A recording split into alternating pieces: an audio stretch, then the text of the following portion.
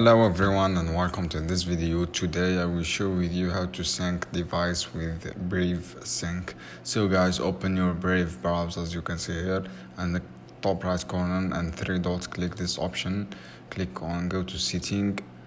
After go to setting guys, click on the sync, this option as you can see here, and click start sync, and you can have here to choose guys.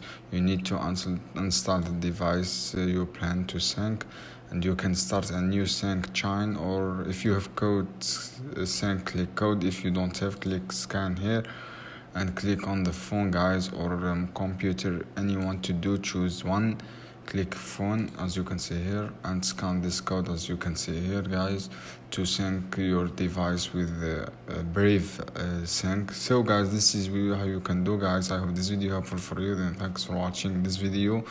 See you on another video soon guys. Keep watching, subscribe to my channel for more content.